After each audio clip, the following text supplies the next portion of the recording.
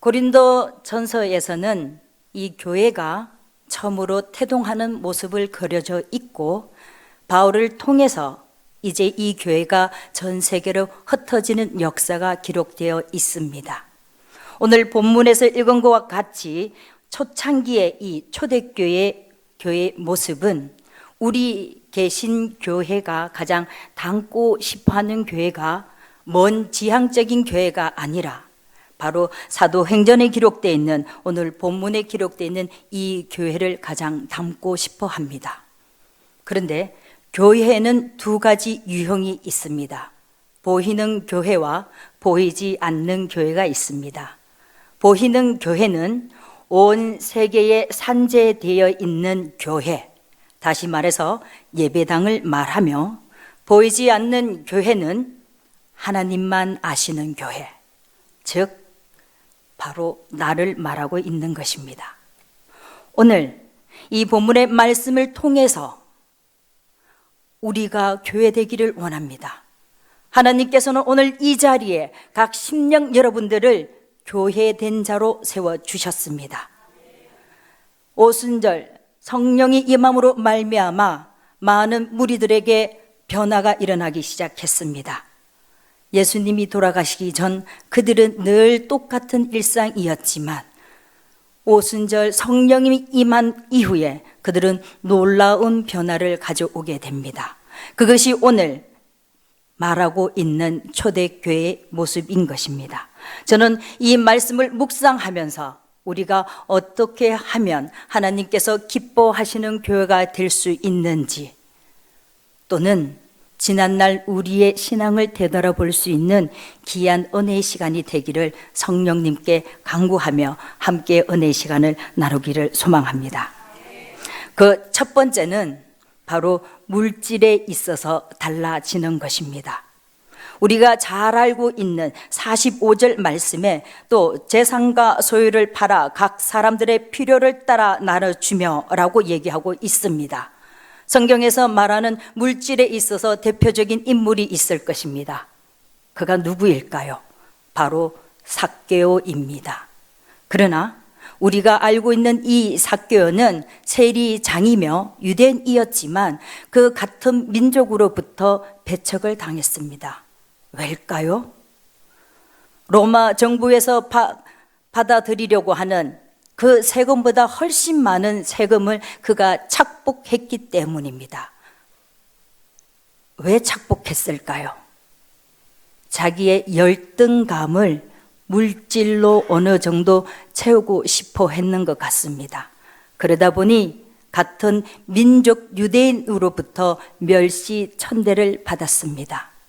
그가 하루는 여리고성에 예수님께서 그곳에 오신다는 말씀을 듣고 그 예수님을 만나고자 원했습니다. 우리가 알듯이 그는 돌 무화과 나무 위로 올라갑니다. 그리고는 예수님께서 삭개오야 속히 내려오라 말씀하십니다.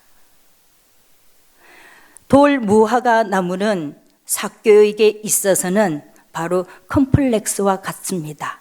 다시 그가 가지지 못했던 것을 채우기 위해서 높은 곳으로 올라가는 모습을 그려져 있습니다. 우리 인간들은 남을 밟고서라도 위로 자꾸만 올라가려는 습성이 있습니다. 그러나 창조주 되신 하나님의 섭리에서는 위로 올라가는 것이 아니라 위에서 아래로 내려와 주셨습니다. 바로 그분이 독생자 예수 그리스도이십니다. 그랬던 삭개오에게 놀라운 역사가 일어나기 시작합니다. 예수님께서 삭개오의 집에 거하야겠다는 말씀을 듣고 그가 내뱉은 말이 뭘까요? 예수님, 제가 저의 재산 반을 뚝 잘라 가난한 자들에게 드리겠습니다. 아니요. 제가 속이는 일이 있다면 제 네 갑절이나 갖겠습니다. 예수님 만나기 전 그는 물질이라는 감옥에 갇혀 있었는지도 모릅니다. 올가미에 걸려 있었는지도 모릅니다.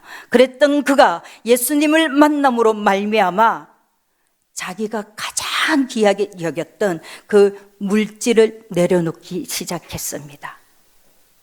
초대교회의 모습도 마찬가지입니다. 45절에서는 재산과 소유를 팔아 각 사람 필요에 따라서 나눠 주었다고 말씀하고 있는 것입니다.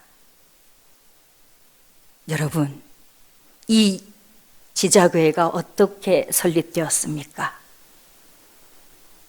누군가가 큰 돈을 내서 세웠습니까? 아닙니다. 모내기 하기 위해서 필요했던 돈들, 내가 일터에 나가서 품삯으로 받아왔던 그 작은 돈들이 십시일반 모여서 오늘 이 지자교회가 세워졌습니다. 우리는 어쩜 내가 하나님 앞에 올려드리는 그 물질에 대한 감격이 지금은 사라졌는지도 모릅니다. 저는 오늘 이 초대교회의 모습을 통해서 다시 한번 물질의 회복이 여러분들과 저에게 일어나기를 원합니다. 두 번째는 삶의 관점이 달라지기 시작했습니다. 46절 말씀입니다. 날마다 마음을 같이하여 성전에 모이기를 힘쓰고 집에서 떡을 떼며 기쁨과 순전한 마음으로 음식을 먹고라고 기록되어 있습니다. 성전을 넘어서 집에서 떡을 떼며 기쁨과 순전한 마음으로 오손도손 지낼 수 있다라는 것이 어떤 분위기일까요? 오늘 이 사회의 가장 큰 문제가 무엇이라 생각합니까? 저는 가족들 간의 단절이라고 생각합니다. 무엇이 단절되었을까요? 곰곰이 생각해 보십시오.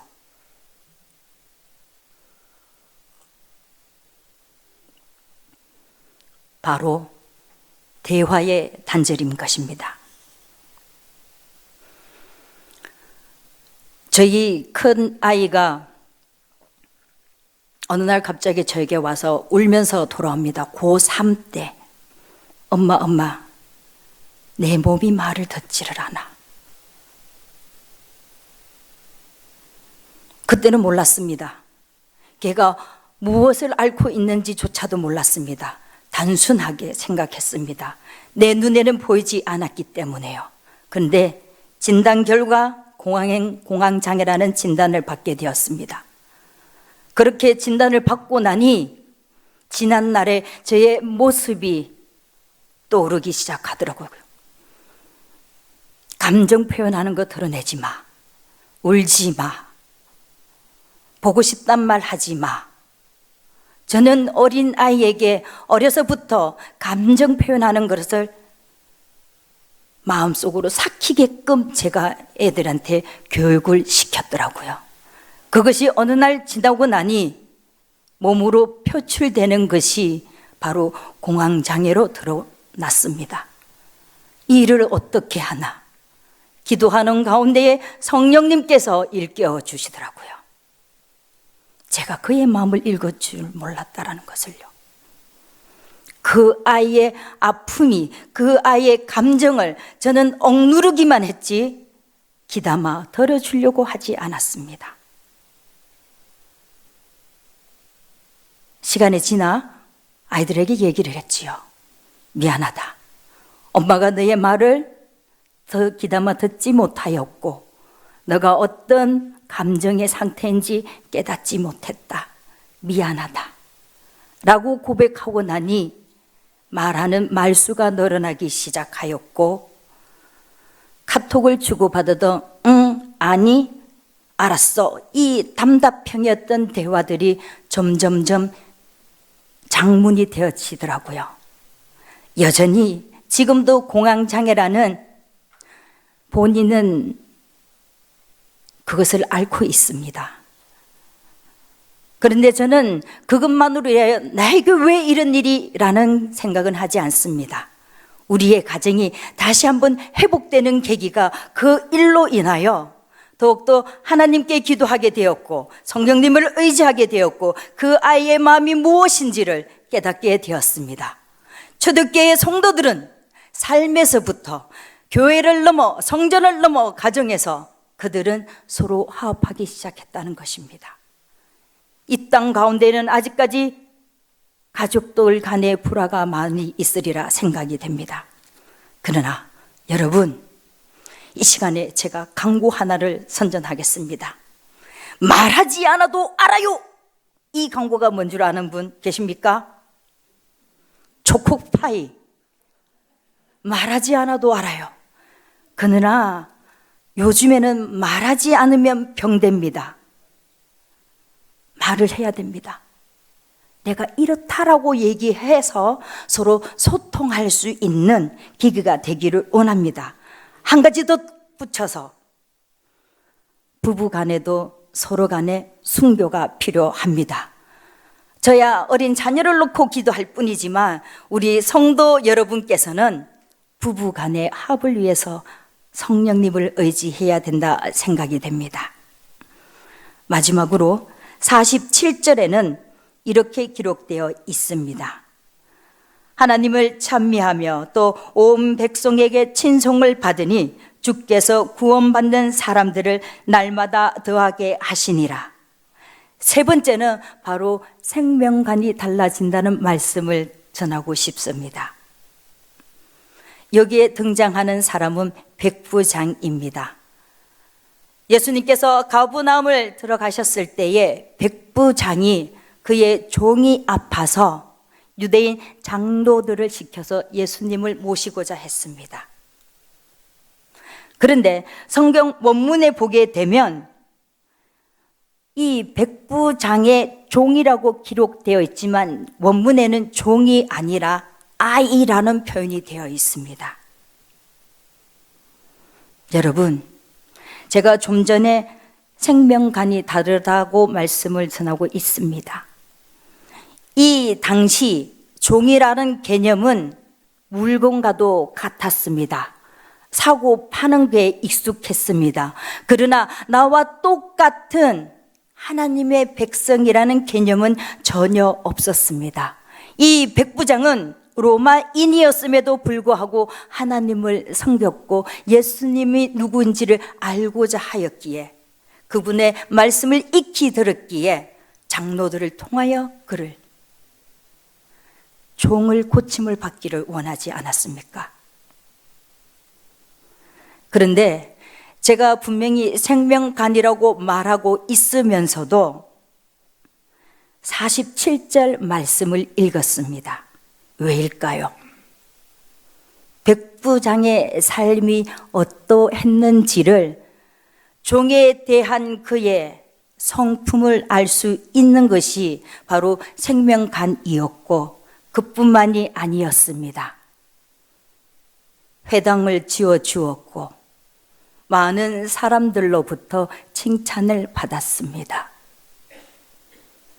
유대인들이 봤을 때 가장 적대시해야 될 사람이 바로 이 로마 군인들이었을 텐데 이 백부장에 대한 유대인들의 사람들은 생각이 달랐던 것입니다. 왜일까요? 삶에서부터 달랐기 때문인 것입니다. 초대교회는 로마의 국교로 정해지기까지 10% 미만의 극소수의 사람들이 하나님을 섬겼으며 예수 그리스도를 구주로 영접하였습니다. 그런데 그들이 성령이 임함으로 말미암아 놀라운 변화가 일어나기 시작했습니다. 교리에 의해서요? 아니요. 수많은 사람들은 그들의 삶의 모습을 통하여 하나님을 칭송하게 되었던 것입니다. 백부장도 마찬가지였습니다. 그래서 예수님께서는 누가복음 7장 9절에 이렇게 말씀하고 있습니다. 이스라엘 중에서도 이만한 믿음은 만나보지 못하였다고 기록하고 있는 것입니다. 사랑하는 성도 여러분, 안 믿는 사람들로부터 우리가 칭송받는다는 것이 무엇일까요? 사람들은 외모를 보지만 하나님은 중심을 보십니다. 우리의 외형은 바로 태도인 것입니다. 초대교회에 많은 사람들이 태도의 변화가, 삶의 변화가 일어난 것처럼 교회된 나는 살아 움직이는 교회이며 하나님의 사람인 것입니다. 그런데 우리의 모습을 통하여 하나님을 알지 못하는 그들에게 칭송을 받고 있습니까?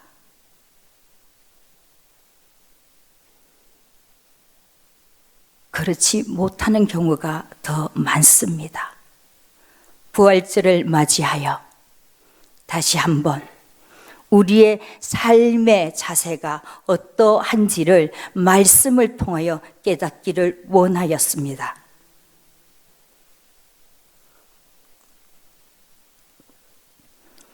칼빈은 이렇게 얘기합니다. 복음은 혀의 교리에 있지 아니하고 삶의 교리에 있다라고 얘기하고 있습니다. 다시 한번 말씀드립니다. 복음은 혀의 교리에 있지 아니하고 삶의 교리에 있다라고 칼빈은 말하고 있습니다. 이 말씀은 무슨 말씀일까요? 성령님께서 내 안에 내주해 주심으로 말미암아 성령님의 이끌림으로 내가 움직이는 것입니다. 말로만 내뱉는 것이 복음이 아니라 삶의 실천에서 드러나는 것이 진정한 복음인 것입니다. 초대교회 성도들은 그 모습을 유대 사회를 넘어 로마 제국을 넘어 교회가 흩어지는 역사가 일어나게끔 태동되었던 것입니다. 교회된 나, 하나님이 보시기에 아름다운 열매를 맺고 있습니까? 교회된 나, 하나님이 보시기에 칭찬할 만한 모습을 갖고 있습니까? 교회된 나, 사람들 앞에 보여주기 위하여 그들의 눈앞에만 내가 자라지 않았는지, 눈에 보이지 않는 그 하나님 앞에서는 내가 어떻게 행동했는지.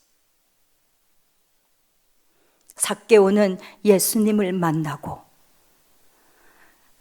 이 세상에서 가장 귀하고 가장 최고라고 여겼던 물질의 변화가 일어났습니다. 감정 표현하지 마 억눌렀던 제가 기도하면서 성령님께서 일깨워 주시는 음성으로 아이의 아픈 마음을 되돌아보게 되었습니다. 이방인임에도 불구하고 그 당시 종들은 물건과도 같았던, 인간조차 취급하지 않던 그 시대에도 백부장은 우리와 동등한 사람으로 여겨 그가 치료받기를 원하였습니다. 여러분, 교회된 나, 보이는 교회는 우리가 둘러봐도 얼마나 많은지 모릅니다. 그러나 그 안에 보이지 않는 교회, 하나님만 아시는 교회, 이 시간 가슴에 손을 얹고 다시 한번 생각해 보십시오. 하나님만 아시는 교회, 내가 진정 하나님 앞에 합당한 열매를 맺고 있는지. 부활절을 맞이하여 다시 한번 우리의 삶을, 우리의 신앙을 점검해 보는 귀한 은혜의 시간이 되며, 또한 이 시간을